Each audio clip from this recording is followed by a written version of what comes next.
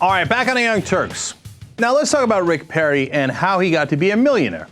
Well, you know that he's been in government for over a quarter century now. It's most of his career was spent in government. So how did a guy who started with no money and started in government get all this money? Well, that's a good question. For example, in 1987, his wife and himself made a combined income of $45,224.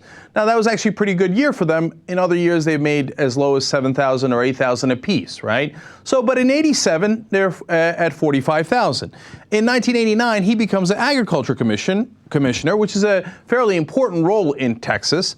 And then he gets a salary of $70,000. Well, that's good, and that's normal. Nothing wrong with that. That's his government salary. So they're already doing a little better. Great. Well, then curious things started to happen. In 1993, he wound up buying 10 acres of undeveloped land, and he wound up selling it in 1995, only a couple of years later. And look at this, made a gigantic profit over $342,000. Now, a guy on a limited salary, how does he buy a piece of property for that little and sell it for that much? Well, it turns out Michael Dell, of Dell Computers, decided that he needed that property for some adjoining property, et cetera, and wound up paying him a ton of money for it. Now, look, if that's the only property exchange that happened where he made a huge profit, you might say, hey, Michael Dell's a rich guy, and maybe he just really needed that property, and that's why he did it. More curious minds might think, hey, I wonder if Michael Dell needed anything from the government of Texas and wound up giving $340,000 extra to the governor of Texas, or at that time, I believe he's not governor yet, but he's still an important player in Texas politics. Maybe that helps him, maybe it doesn't. But if it's by itself, I would say that's not a good enough case. Well, then you've got other things like he buys and sells stock in something called Kinetic Concepts, and he winds up making a $38,000 profit.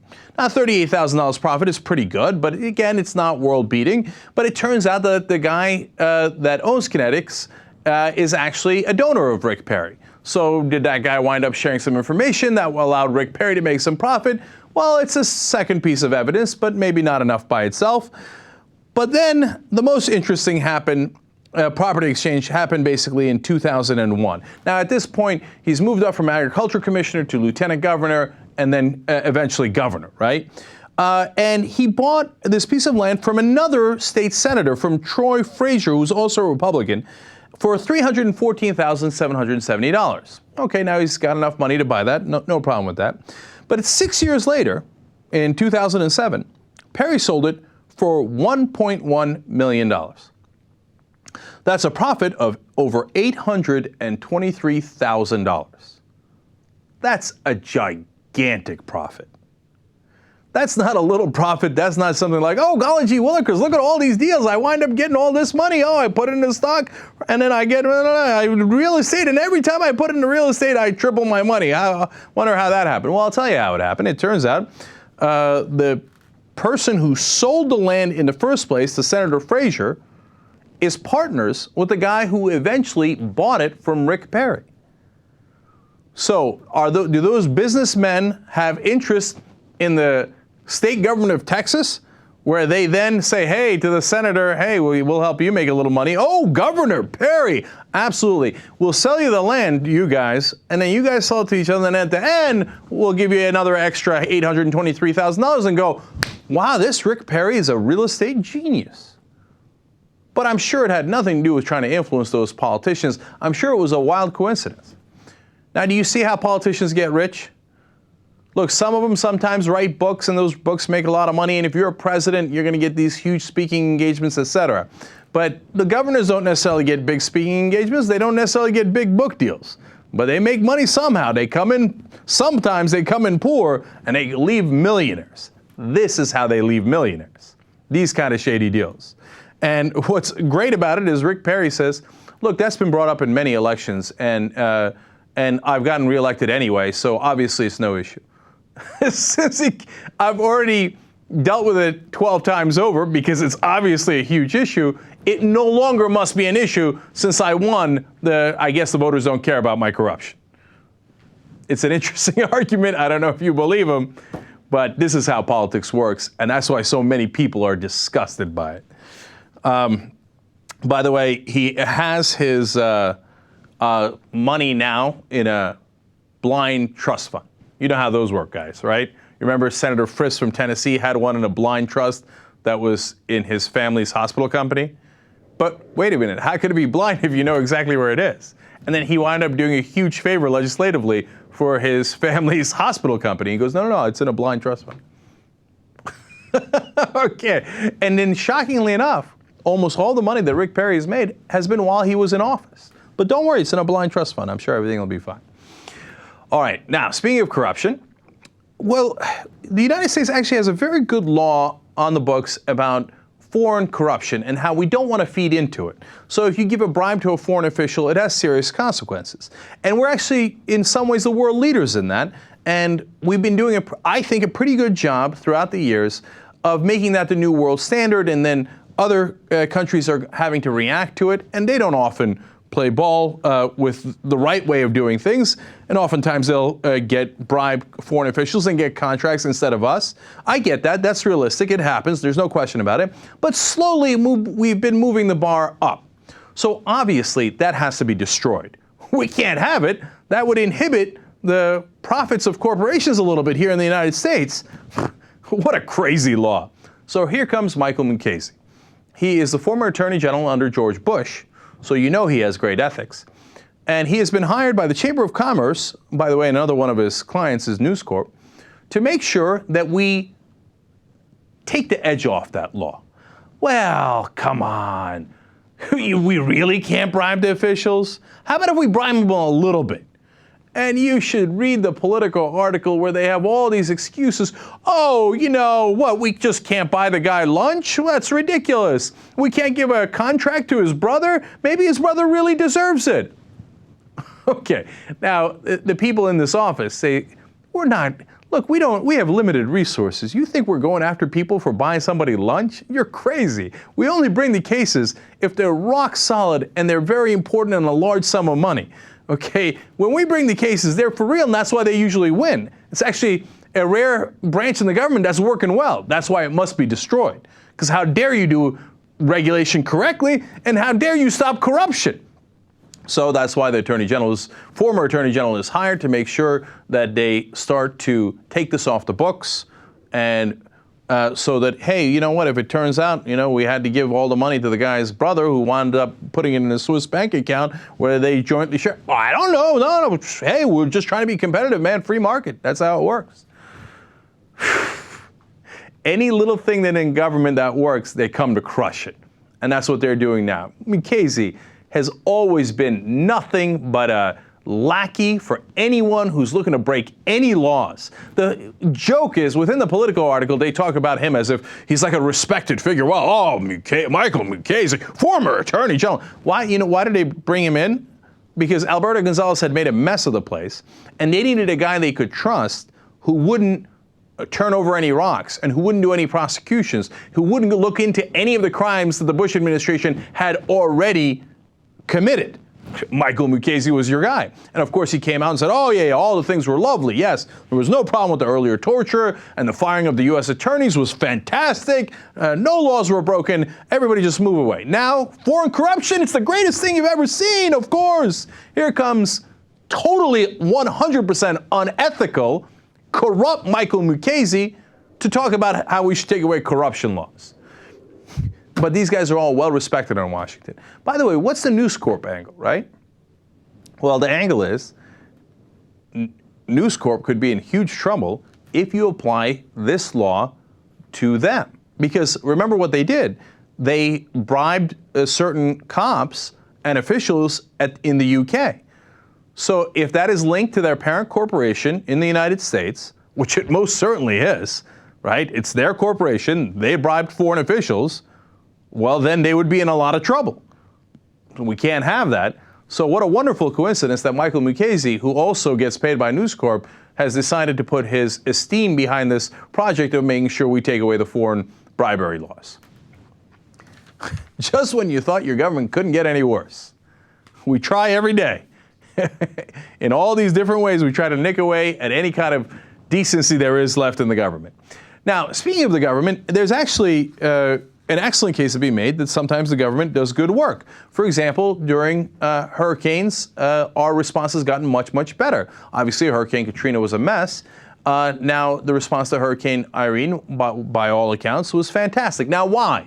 Well, why did it get better? Well, two reasons. One, we're paying more attention to it, partly because you have a Democratic administration, and for all the problems that I have with them, they actually care to do their jobs. FEMA worked great under Clinton. It's working much better under Obama. It was a disaster under Bush because they don't believe in the government. The Republicans don't. So they think, FEMA, who cares? Yeah, let's not bother. And they're lazy. Bush spent more vacation time than all of the other presidents by a long shot. Hurricanes would hit, and he'd almost always be in Crawford clearing brush and going, yeah, I got it. Yeah, hurricane's coming. I got it. You covered your ass. Go home.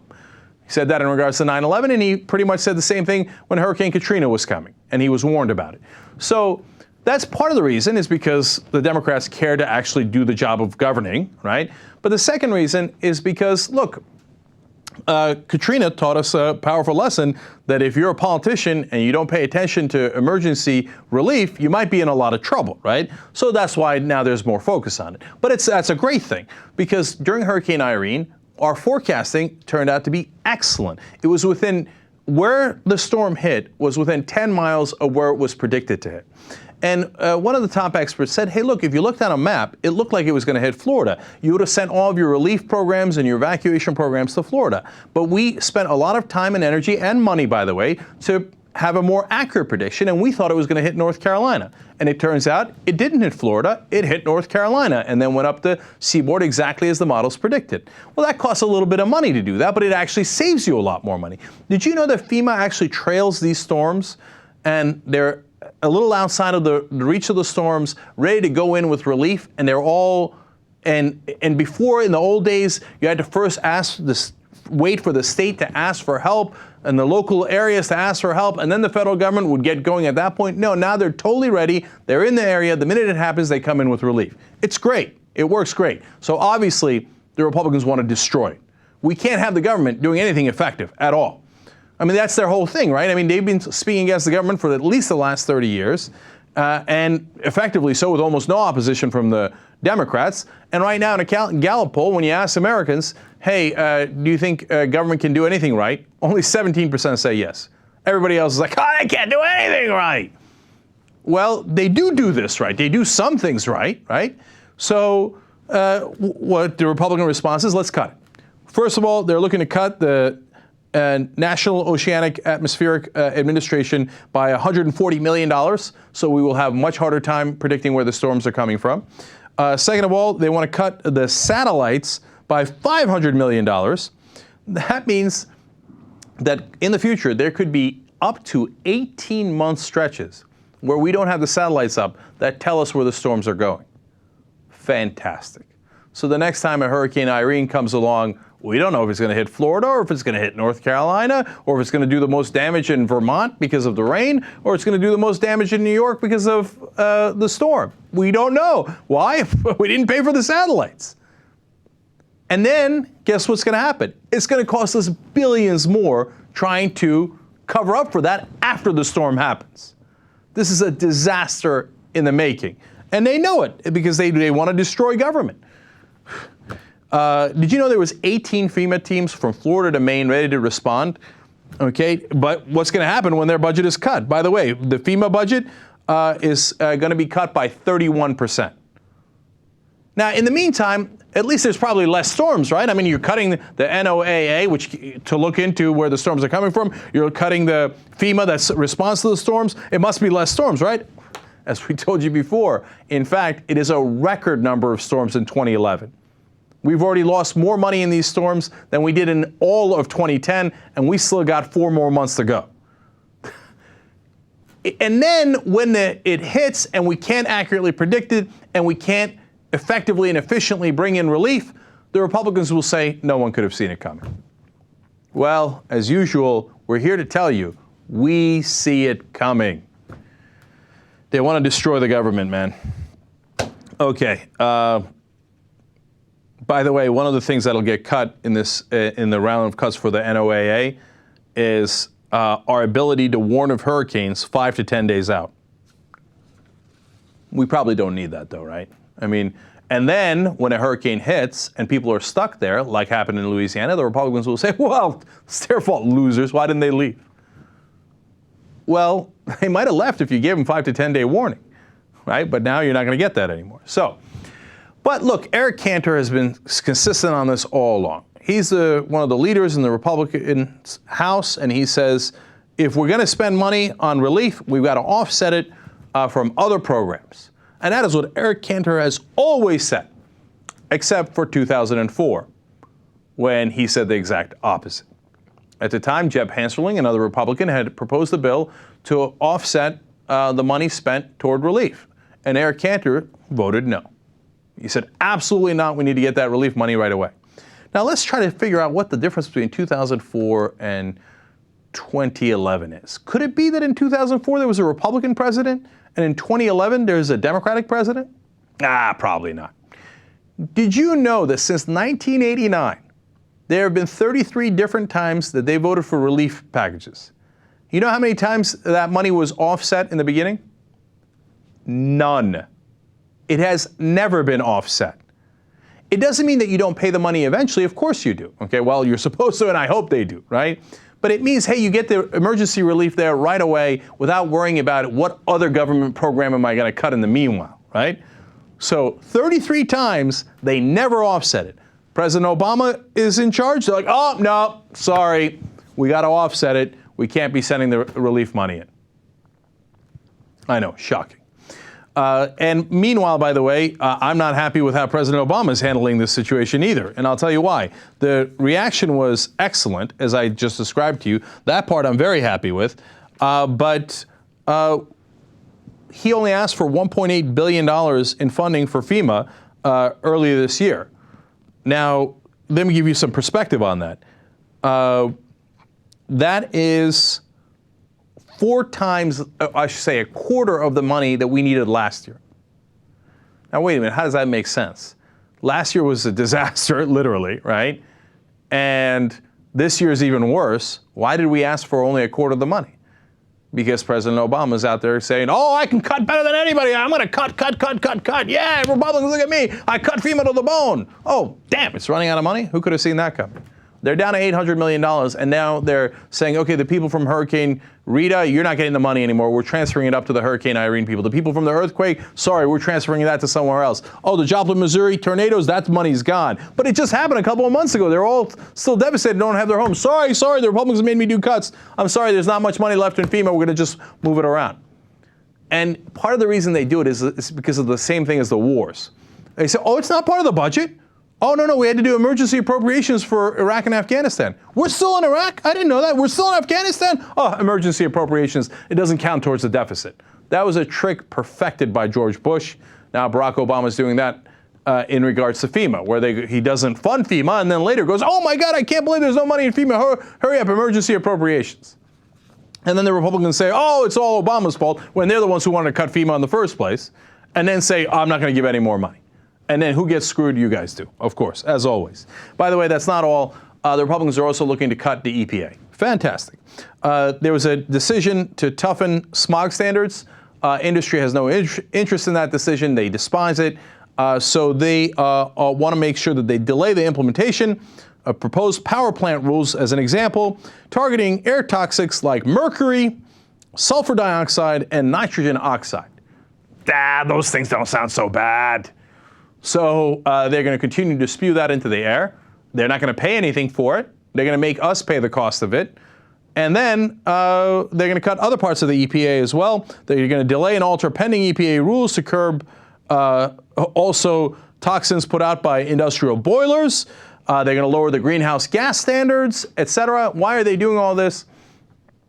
Well, they need money, and they say this costs money, and the government doesn't have the money. That's one of their excuses. The other is to help job creators. And why don't they have the money, by the way? Because at the same exact time, they're asking for tax breaks for those same exact companies. So the companies get to pollute and don't have to pay for that pollution, and they get the tax breaks to do that pollution. Who pays all the costs? We do. Who pays none of the costs? The corporations. Why? They bought the politicians. You sense a theme here? we'll continue that theme when we come back and talk about whether President Obama is going to create any jobs going forward.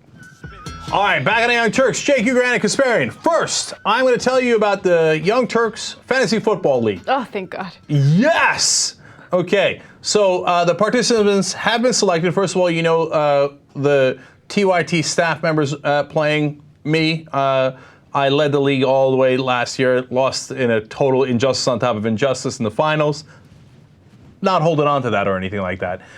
Steve, the audio guy's in it. Tom Hammering Hank won the league last year. Commanders of the Armies of the East, Aaron Wysocki's in the league. Ben Mankiewicz obviously in the league. Ricky's in the league this year. He's helping to run TYT Sports.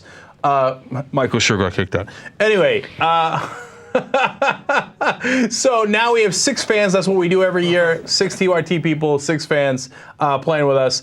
And we got actually hundreds of submissions after we asked for submissions, which I loved. And there were a lot of great ones, and we hated, only picking 6. But here are the 6 that we went with. First guy is Tyler Clemens. We liked his email. His email said, "You should let me in because, like Alan West, I'm black." Which would greatly amused me. Here's what I know about Tyler. I don't want to poke him in the chest. Okay. And he's in the league. Graham Blackwell's in the league. He's a Canadian, so I don't know what he's doing here. But he apparently sent in a picture, which, okay, he's coming. I like that. And he made a graphic. I like that. He seems very angry. That's helpful for football. So God bless. And then he actually had my favorite email. He said, "I'm Canadian. I live in my own fantasy world, so I'm instantly qualified." That's funny.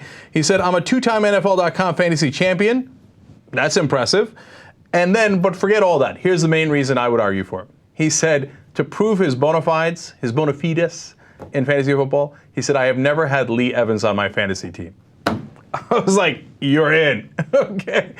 If you play fantasy football, you know that's definitely the right move. So nicely done. Graham's in the league. And God help me with some of the names. God help you with my name. But anyway, Remy Deroux will be playing in our league from the Netherlands. Look at us. We're so international. We got Canadian folks. We got people from Netherlands. Remy claims to have reached the finals each of the last 4 years, but only won one time in whatever league he plays in. The draft time is 2:30 a.m. in the Netherlands, but nonetheless, he is participating. We like that kind of fervor and zeal for the league. And by the way, we'll be doing the draft in a little over an hour. So fun for everybody. Ricardo Banda is also in the league. He's 25 years old. He's been doing this for 6 years, apparently. He can't stand that politicians are bought. Guy after my own heart. And they realizes that they don't give a damn about anybody but the rich. I like that. By the way, this is like it's almost a caricature of what a liberal fantasy football league would go. We got the black guy. We got Ricardo. Ricardo apparently is also paralyzed. Is a lesbian next? You know, this is like a comedy skit out of 30 Rock, right? Anyway, God bless your heart. We love the enthusiasm. Finally, here we go. Tim Woods, a 25-year-old Air Force veteran from Portland, Oregon, okay? What does that mean? Everybody, why is Tyler not Tyler and Ricardo not Ricardo? But I like that we got a veteran playing. He's apparently been doing remote engineering for sports stations throughout the country, or in that market, I should say. And he first played fantasy football during a deployment to Kuwait, and he loved it there. All right, look at that. Anybody who got into fantasy football in Kuwait, that's unique. We like that. And finally, Melissa Chusit. She's worked in sports for 6 years and runs an all-girls fantasy football league. And she is now part of the TYT Fantasy Football League as well.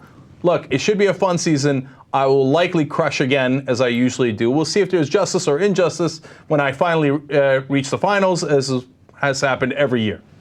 We've only done it 1 year. Okay, but for those of you watching TYT Sports that are into fantasy football, obviously we'll update you on what's going on. We'll talk about who you should start and shouldn't start throughout the year, and we'll update you on the league and the fun shenanigans going on in the league. And now you'll get to find out who won or not, okay? All right, anybody want to do any last-minute trash talking right before the draft? I'm picking number 2. The rookie's picking number 3, and he apparently is a nervous wreck. Like Ricky, the whole day has been like, oh my God, who am I gonna pick? The audio guy, if you don't know, but is very cocky about his fantasy football, so he's calm as can be. Okay. By the way, I should give credit to the audio guy. Steve is still bitter that it's the worst nickname in the world. Anyway, Steve's the guy who got our fantasy football league started, what was it, almost 20 years ago? 17 years ago? What was it?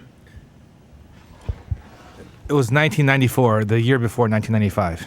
Oh, I see. So about 17 years ago, our group of friends started a league. They wrote a book about it. It's not a big deal. It's a legendary league. Anyway, that draft is coming up in a couple of days. All right. Now that I've taken up all of your time, Anna, forward. All right, let's start off with Texas. A federal judge struck down the provisions in the abortion bill in Texas. And the reason why I did that is because in Texas, starting tomorrow, if this bill would have passed and a judge approved it, they would be able to force women to take a sonogram when they go into a doctor when they want to get an abortion. And then the doctor would be forced to explain the fetus to the woman. Okay, and this is, of course, to discourage her from getting the abortion. Now, the judge says that actually violates the Constitution because it forces a doctor to say something that he or she probably wouldn't want to say during that doctor's appointment. Yes. Now, it's a great decision because, honestly, I hadn't thought of it, right? Mm-hmm. But the judge is right. If you make a doctor say certain things. Well, I mean, obviously we find that unethical because you're getting in between the doctor and the patient, but it's also a constitutional issue. Right. It's a freedom of speech issue. It's like, you want me to tell my client certain things, whether I think it's right to tell them or not, that's a invasion of the rights of the doctor. And so it was interesting way to make that decision. I think they're right, of course, and the woman's rights are also being violated. And what's interesting is that the judge also said, in order to get out of this requirement, the sonogram requirement, a woman can say, hey, you know what, I have been raped or I have suffered incest, but she has to write her name down, signature, etc., and put it on the record. And the judge said, well, it seems like it's like you're branding the woman. Yes. And you're, taking a victim and you're almost punishing her and making her sign like official documents saying that something horrible had happened to her. And that's personal information that you maybe don't need to share with your doctor because maybe it has nothing to do with, your health condition or whatever. If you want to have an abortion, it's protected under Roe versus Wade. So why do you have to tell a doctor the reasons why you want to get an abortion? Why do you have to sign official documents that, by the way, aren't necessarily public, but could easily be discovered? Of course. Right. And look, the judge didn't say this, but I'm saying this. It makes a mockery of right of privacy. Okay, tell us the most intimate, horrible things that have ever happened to you, sign your name to it, and well, maybe it'll get out, maybe it won't, and then we'll let you not look at the sonogram while you go to get this procedure, which is already racking and hard and, one of the most difficult decisions you've ever made. It's ridiculous. But this virus against these abortion providers and all these laws is spreading throughout the land, man. It's spreading and spreading. Why? It's because of Democratic weakness. It's certainly partly because of that. Because Republicans think, who's going to oppose us? Democrats? No, let's pass the most draconian laws we can, hope it gets to the Supreme Court so we can win on it. And Democrats are so scared of their own shadow, they're not going to oppose us, even though probably about two-thirds of the country agree with them. Now, look, it depends state by state, and it depends on the exact law that they're passing, obviously. But if the Democrats actually made their pro-choice arguments with the same kind of vigor that the Republicans make their pro-life arguments, can you imagine? Yeah, I can't imagine. So the Republicans get a third of the electorate voting for them on that issue alone. The Democrats have two-thirds of the electorate, but don't use the issue at all. In fact, they run away from the issue. You know what you call people who do that? You call them morons. Okay? And you soon call them unelected. Okay? But, well, it's the same old story. Democrats are paid to lose. All right, what's next? A 15-year-old boy in Syracuse will be sentenced to 2 to 6 years in juvenile detention for robbing a man of 7 cents. This is a serious story, okay? We're seeing this throughout the country where all of these young kids, these young teenagers are getting sentenced to several years in juvenile detention centers or in prison for something completely stupid. Now, the way this is being covered, I think, is a little skewed because what he did with an accomplice is wrong and he should be punished for it, okay? So they saw an elderly man and they decided to basically run up behind him. This happened on December 22nd of last year. They knocked him to the ground. His accomplice kicked the victim, and then the 15-year-old boy punched him in the face, and then they wanted to rob him. He only had 7 cents, so they took 7 cents and they got away. Yeah. Now, if the elderly man had more money, they'd take more money. But the media right now is saying, oh, they just stole 7 cents. Let him go, let him go. But there's a middle ground here, right? Because the judge refused to try him as a youthful offender. And he's a youthful offender. He should serve some sort of punishment for this, but 2 to 6 years in a juvenile detention center for this, I think is too much. Well, that's interesting because when I saw the story, of course, you see the headline, you're like, wow, I can't believe it. But then when you hear the details, I don't know if it's a controversial thing that I'm going to say, but I didn't think the punishment was that crazy. Because I don't care about the 7 cents. It could have been $700 that the guy had in his pocket. And $700. But I don't care about the amount. I care that they punched the guy in the head. And it's a 73-year-old guy and they knocked him down and they robbed him. So in my mind, that's a very serious offense. Now, is it 2 to 6 years? Well, that's a good question. I don't know. You'd have to see, what the comparable offenses are in that jurisdiction, et cetera, to arrive at some sort of just number. Now, the judge says the reason why he gave him such a harsh sentence is because the boy refused to admit guilt. And since he did not admit guilt, the judge said, well, look, your friend did. You're refusing to do so, so I'm not going to try you as a youthful offender. Now, part of that I get because, look, they want to encourage people to plead guilty. It makes the system go by quicker. It makes it more efficient. But, of course, the downside of that is some people don't admit their guilt because they're not guilty. So then you punish them even more because they won't admit something they didn't do. Now, not in this case, I'm saying. In this case, they convicted him, et cetera, right? Mm-hmm. But that happens all the time. So it's kind of in the cases where the guy is not really guilty, it's injustice on top of injustice when he serves a bigger sentence for not admitting something he didn't do, right? So it's kind of maddening. But you know why? I know why the kid didn't admit it, because he thought, look, it's 7 cents, we're going to be able to da-da-da. And the guy who did admit it, his accomplice, got 1 to 4 years anyway, which is a pretty lengthy sentence. It is. So he figured probably, well, the deal isn't that good, let me take my chances. On the other hand, he took his chances and he lost. And he got 2 to 6 years. Yeah. All right, former prosecutor Steve-O, real quick, justice or injustice? I think it's total justice. And 2 to 6 really means what? 2 to 18 months to 3? Yeah, he ain't going anywhere near 6. It's a state prison. It's not a federal penitentiary. It's the right thing. I mean, again, 7 cents, who cares? Right. I mean, when you knock down a 73-year-old man, look, what probably happened is that he got busted for probably targeting the elderly. There's there's a whole elder abuse laws and all that. So when you go around targeting old people, then you get hit with a harder sentence. Right. And look, whenever it's like these kind of cases, I try to have the shoe on both feet. Like on the one hand, I think if I'm the kid, how do I react? And is it fair or not fair? On the other hand, what if that was my grandfather? They did that to my grandfather? Mm-hmm. I mean, 2 to 6 years isn't light. Right? Now, I know, of course, that's why they don't put you on the jury if it involves your family, right? But so that's why I think it doesn't sound that off. All right, forward. There was a new coloring book published for kids. Wayne Bell from the really big Coloring Book Inc. Published it, and it is titled "We Shall Never Forget 9/11: The Kids' Book of Freedom." Okay. Now, freedom. This coloring book sounds fine, except there are parts of it that Muslims are offended by. Yes. Okay. For good reason. First, let me pause, though, to say, look, I've got children's books now. I read to my son. And it's things like Llama Llama Red Pajama. Oh, where did she go, Mama? Apparently, I didn't read it enough for me to remember what it actually says. Anyway, I would never read my kid a thing about the tragedy of 9/11 when people were falling out of the buildings. Who reads that to a kid, right?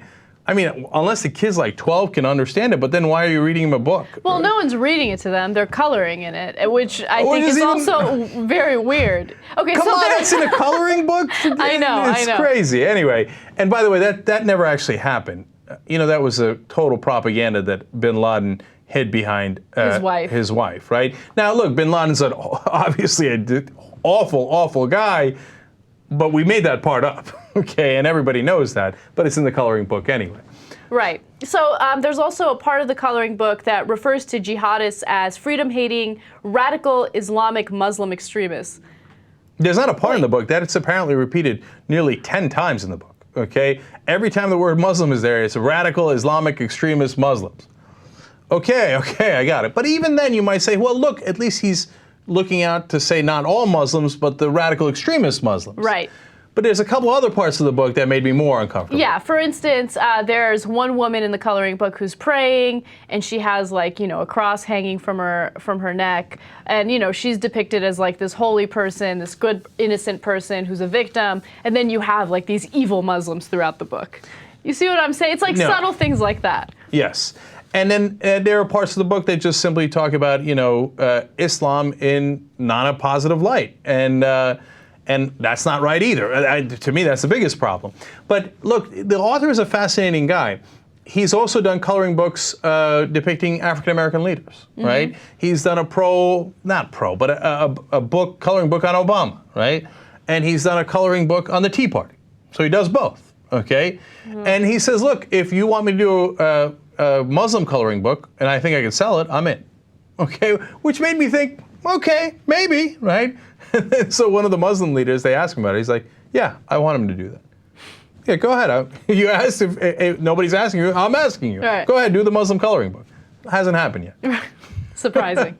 Look, my overall sense of this is that the guy will make a buck either way. And, he's not necessarily trying to rub it in people's face, but you get a sense from all the crosses and all the implicating Islam and the whole thing in certain portions of the book, etc., that whether he intends it or not, he thinks the Muslims did it, right? And so I got to show the problem with the Muslims in this, doing this kind of stuff. And when asked about it, he says, well, what, you want me to change it so that it's not Muslims, right? No, it's a matter of how you frame it, etc. Yeah, how about, you're totally right about it in the beginning of the story. How about just not making a coloring book like this? Or if you want to do a 9/11 coloring book, you should not have pictures that depict anything that we saw in those images. Like, I think it's too much for little kids. So why does I'm surprised this coloring book sells. Like, you're a questionable parent if you're buying this coloring book for your 4-year-old. Yes. Like, here, little Nancy, color this jihadist. Well, there you go. I mean, that's the number one problem. When you have to tell your kid to color a jihadist, it's probably not the right way to go. Okay, one last thing on this. It's like if you did a book on the Norwegian guy who just shot all the kids, first of all, that's really weird and creepy, right? Like, never forget the crazy Norwegian book, right? And then if you said throughout the book, the Norwegian radical extremist Christian, Norwegian radical Christian, over and over, you'd be like, okay, dude, I know he's Norwegian, and I know he was a radical Christian. I got it, right? Why are you putting it into a kid's book? So I'm just trying to give you some context as to what the issue there is. JCPenney took a t-shirt off of their website because the t-shirt said, I'm too pretty to do homework, so my brother has to do it for me. Oh, damn. You're not going to like that. Well, I don't like that shirt, and I think that it sends the wrong message. Now, a lot of different blogs found out about this shirt, and of course they criticized it, and then JCPenney pulled it down. It mysteriously disappeared. But it's an excuse I used to often in high school. My teacher would say, where's your homework? And I'd say, I'm too pretty. I'm pretty. I ain't going to do homework. That's my sister. Okay, Steve has 3 daughters. And your daughters are so smart, right? But imagine one of them came up to you and said, like, Dad, I don't want to do this homework. I'm too pretty. How livid would you be? You know what? That whole pretty thing is a real difficult issue to navigate. Because, look, my daughters, they are actually pretty. And no. You know what? It's not. I say that seriously because when we go places, people come up to me and say, hey, you're so pretty. Let me give you this free ice cream or this free candy. And they get benefits for being pretty already, right? And they identify themselves as being pretty. And, my parents and other people, they encourage it too.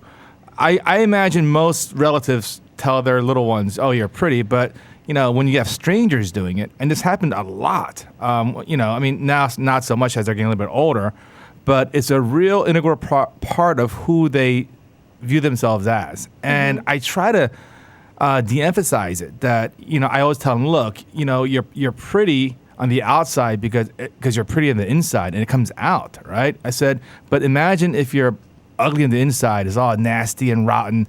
It doesn't matter if you're pretty on the outside. People will sniff it out sooner or later. So I try to teach them the right thing.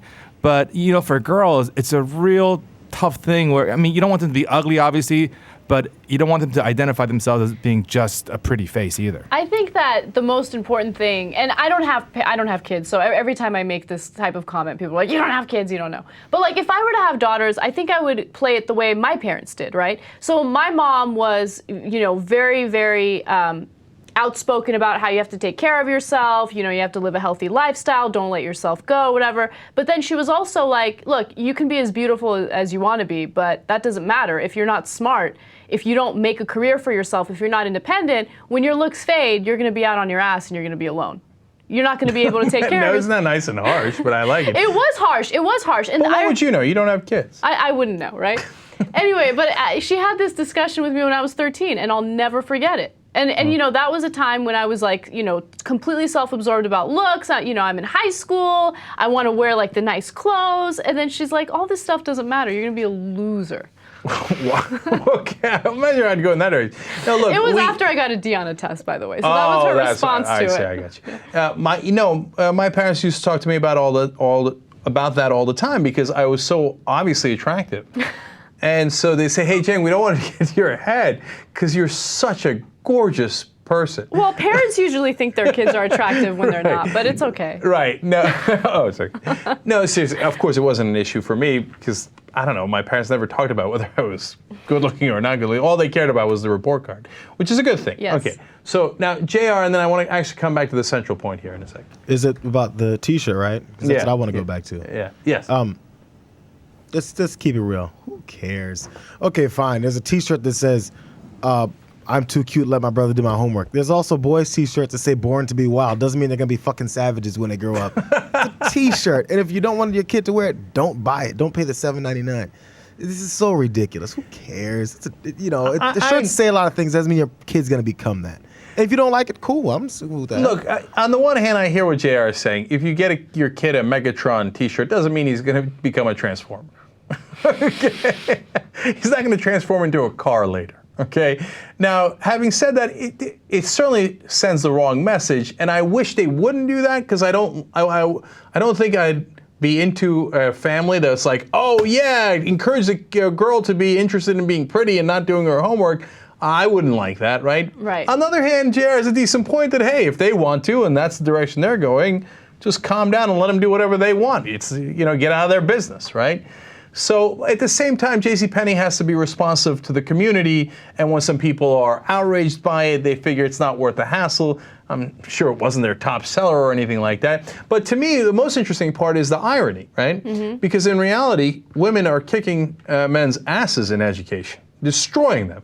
And now colleges have this huge problem that there's way too many overqualified women and not enough qualified men.